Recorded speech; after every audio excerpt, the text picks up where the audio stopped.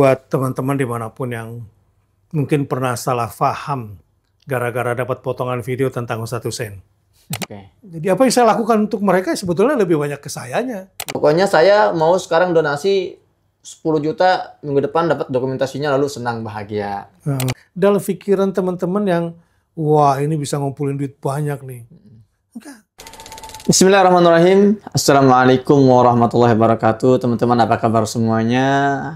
Kembali lagi bersama saya Muhammad Hussein Gaza di channel Muhammad Hussein Gaza. Teman-teman, sudah lama kita tidak mendengar satu arahan dan nasihat dari gurunda kita semua, Ustadz Bakhtiar Nasir yang sekarang sedang bersamai kita. Alhamdulillah, karena melihat tren Palestina yang terus dibantai namun kitanya redup, ini sangat mengecewakan sekali sebetulnya.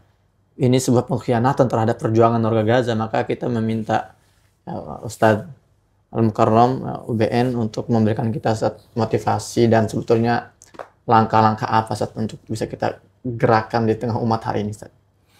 Bismillah, alhamdulillah, wassalatu wassalamu ala rasulillah.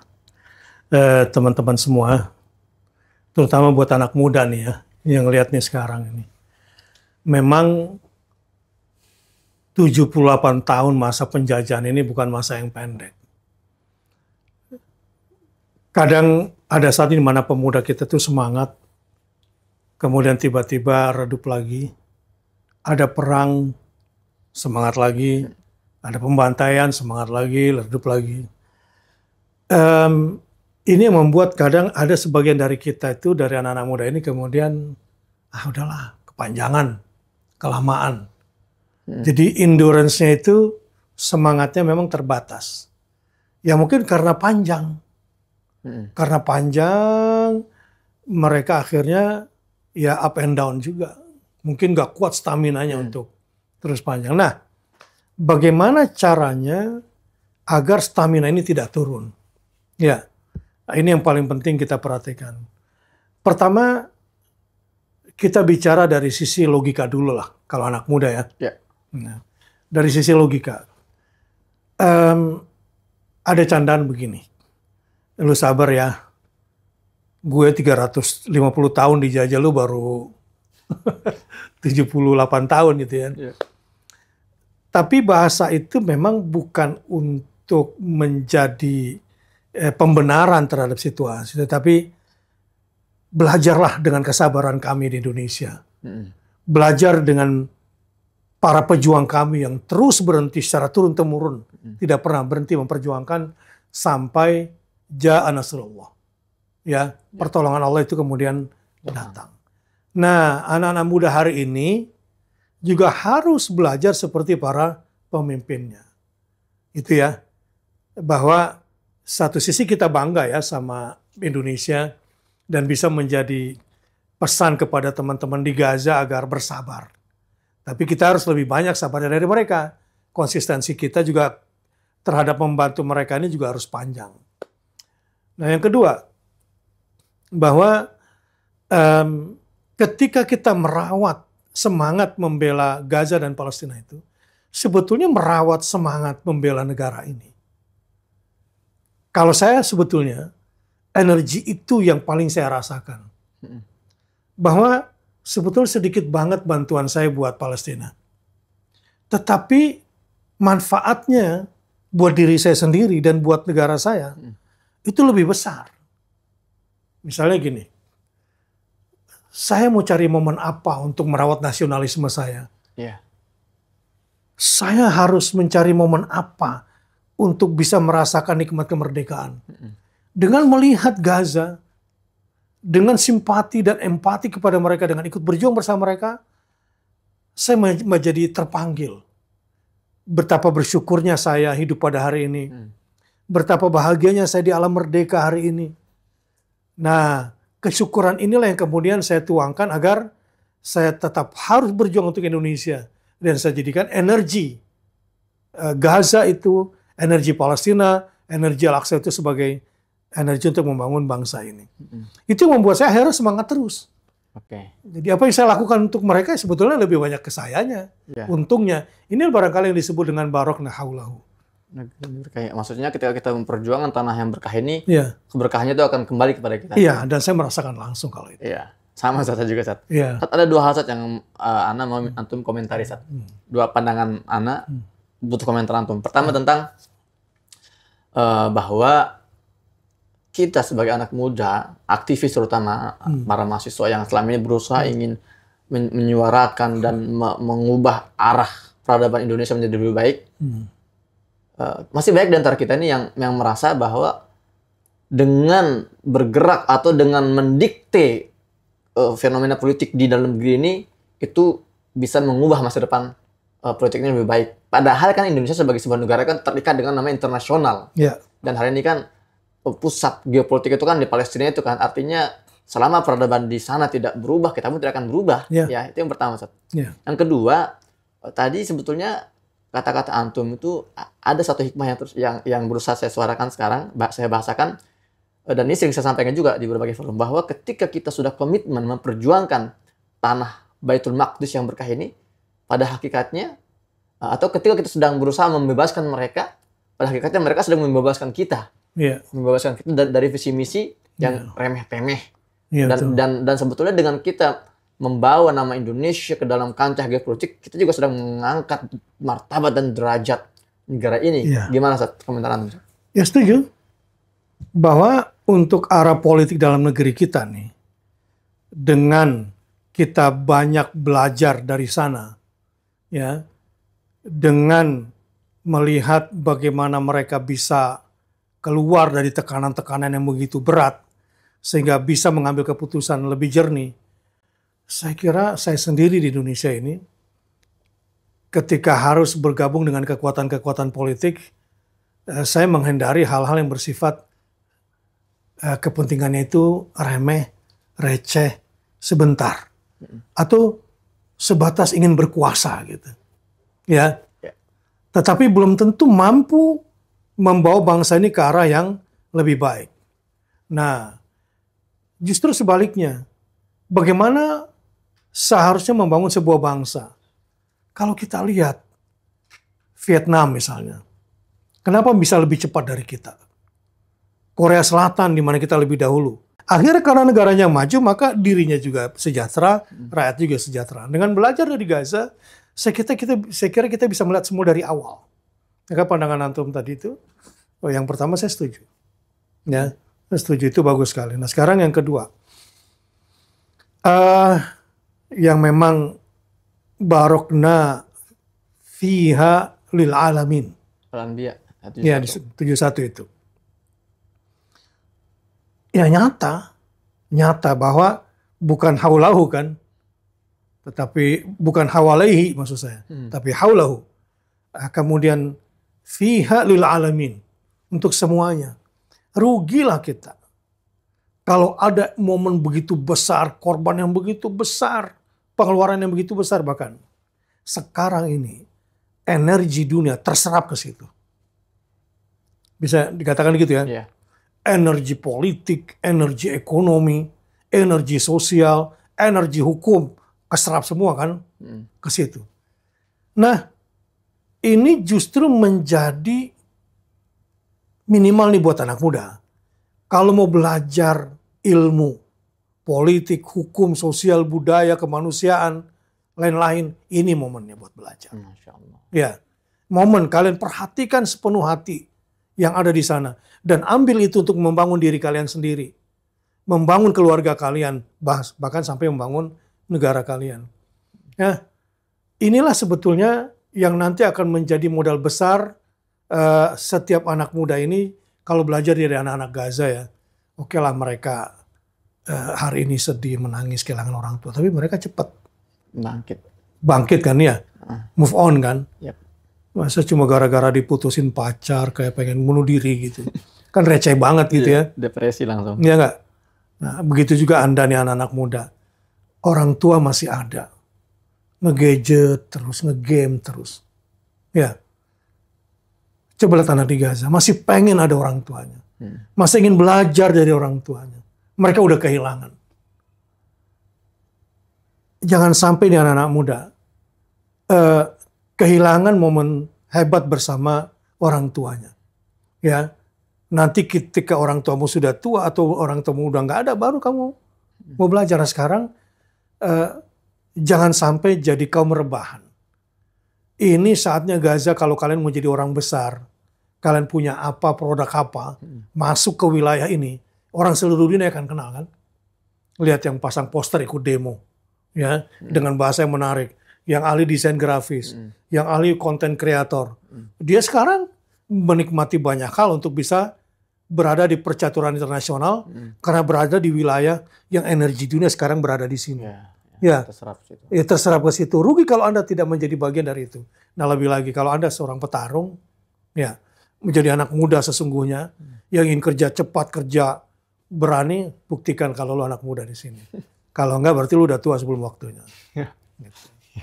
Teman-teman, singkat memang ya, tapi Masya Allah, terpilih sekali kata-katanya, dan memang jujur saat semenjak 2008 saat saya menjadi santri pertama antum di Duren Sawit saat itu, memang banyak kata-kata antum ini yang menginspirasi saya. Akhirnya saya bulat memutuskan untuk bisa menjadi bagian dalam perjuangan. Ya, dan banyak hal seperti ketika antum banyak memberikan pentingnya wawasan geopolitik buat anak muda itu kan. Nah, dan itu juga jujur saat menjadi banyak keresahan anak muda sekarang. Kemarin saya ditanya, Ustadz, saya ini kadang seperti bergerak sendirian di kampus anak muda itu. Sementara yang lain kok banyak malah terkesan membuli dengan berbagai caranya, nyinyir dan sebagainya. Dan saya bilang ke anak-anak muda itu, hal yang terjadi di Gaza ini hal besar yang global gitu kan. Ini ambisi besar, dan ini hanya menarik bagi anak-anak yang punya visi-misi besar. Betul. Maka berbanggalah kalian yang keresahan kalian itu sudah sampai ke arah sana. Gitu, saat terakhir saat ini, Anda belajar banyak dari antum dalam hal dunia, selain juga thalabul ilm, ya, ilmu-ilmu syar'i, tadabbur Al-Quran. Saya juga belajar banyak dari antum, juga bagaimana memanage potensi umat. Gitu, dan hal ini saya ingin bahas masalah donasi, efisiensi donasi. Antum pernah bilang ke saya kan, ketika tahun 2021 kalau tidak salah, saya ingat. Antum bilang melihat ada fenomena-fenomena yang mengecewakan di dunia NGO. Antum bilang jangan berani-berani mengelola dana wakaf sebelum kita ini mewakafkan diri kita. Betul. Dan jangan berani-berani mengelola dana umat sebelum kita ini, kalau masih berpikir korporat gitu saja. Iya, betul. Nah, sekarang keresahan yang saya pikirkan masalah dana umat ini yang masuk ke Gaza, banyak di antara kita ini berpikir pragmatis. Soalnya bantu Gaza ya dengan logistik, dengan sembako nggak ada lagi gitu loh. Pokoknya saya mau sekarang donasi 10 juta, minggu depan dapat dokumentasinya, lalu senang bahagia. Sebetulnya sejauh apa perjuangan kita dalam hal ini untuk Palestina? Ya, pertama begini, buat teman-teman dimanapun yang mungkin pernah salah paham gara-gara dapat potongan video tentang Ustadz Hussein, ya, ya. Jadi Ustadz Hussein selalu berkomunikasi sama saya sebelum melakukan sesuatu yang mungkin masyarakat Indonesia belum paham. Contohnya kasus kemarin ketika Ustadz Hussein ke Lebanon ya misalnya ya, komunikasi sama saya, ya. Dan Ustadz Hussein itu melihat apa yang tidak kita lihat di Indonesia. Saya bilang, Ustadz Hussein, antum tuh bersyukur berada di ruang tamu. Di ruang tamu tuh banyak orang-orang berbagai macam dilihat. Tapi yang di dapur nggak tahu siapa yang di ruang tamu. Nah, banyak orang-orang Indonesia ini yang tidak melihat bagaimana kiprah berbagai macam mazhab, ya, antara Sunni Syi'i di lapangan. Nah, Ustadz Hussein tuh ya memang dari zaman kuliah udah berhadapan dengan situasi itu dan sudah tahu bagaimana pemerintah Gaza, bagaimana pejuang Hamas, bagaimana konflik Sunni Syiah di Indonesia dan di luar, karena selalu saya update. Nah, apa yang dia lakukan itu sebetulnya adalah sesuatu yang kalau kalian berada pada posisi itu pasti akan sama Ustadz Hussein gitu ya. Cuma karena kita di Indonesia nggak melihat situasi, nanti beda suasananya. So, jangan ragukanlah kesunniannya gitu. Alhamdulillah. Gitu ya.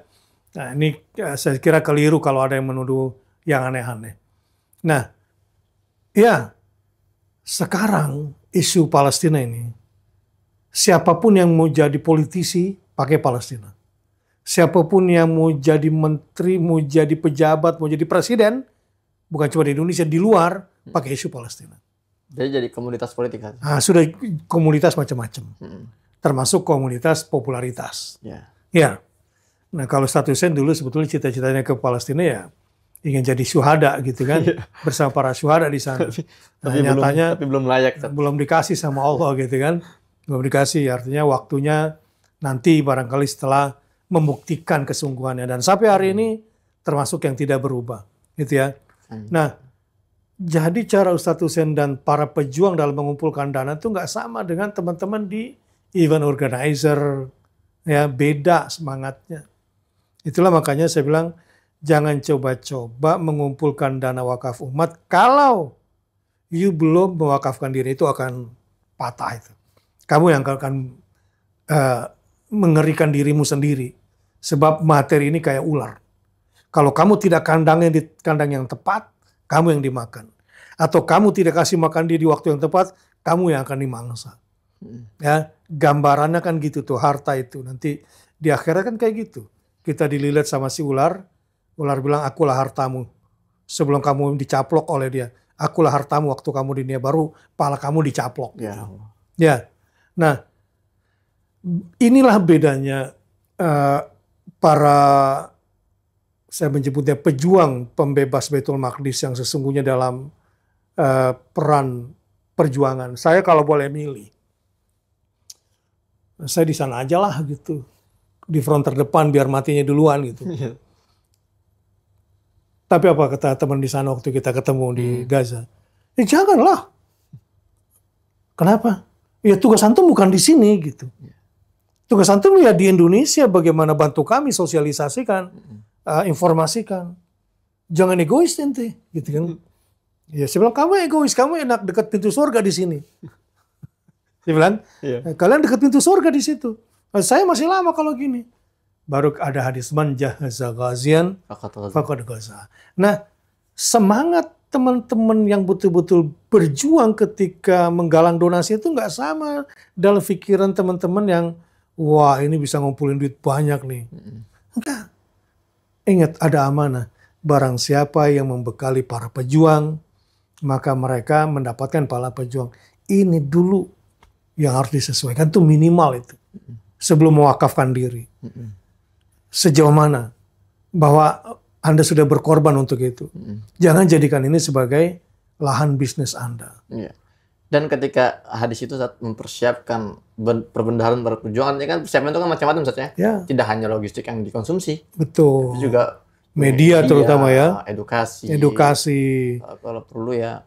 Karena kan bagaimanapun mereka Barat itu menghantam kita dengan berbagai cara. Harusnya kita counternya dengan secara proporsional gitu saja. Betul.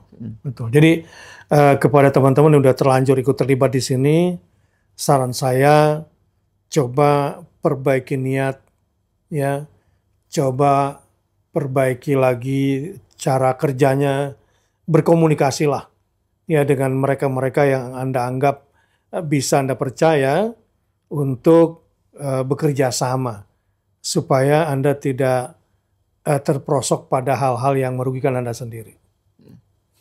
Baik, Ustadz, Jazakallah Ustadz ini. Bincang-bincang singkat kita, semoga lain waktu saat kita bisa pendalaman lebih dalam. Jujur, dulu saat ketika kami mondok itu, namanya penyakit anak muda itu kan rasa bosan. Nah, ketika antum datang lalu menyemangati kami itu hilang semuanya. Jadi artinya memang kita terpompa lagi, tercharge lagi. Alhamdulillah. Teman-teman, demikian bincang-bincang singkat kita dengan Gurunda Ustadz Bakhtiar Nasir. Syukur Ustaz atas waktunya. Semoga kita semua bisa dikumpulkan bersama para pejuang-pejuang sholat di Masjidil Aqsa, tapi tidak sebagai wisatawan. Kita mau sholat di Masjidil Aqsa sebagai orang-orang merdeka. Amin. Kami membebaskan Palestina dari penjajahan Zionis Israel. Amin. Sampai jumpa di konten selanjutnya. Assalamualaikum warahmatullahi wabarakatuh. Waalaikumsalam warahmatullahi wabarakatuh.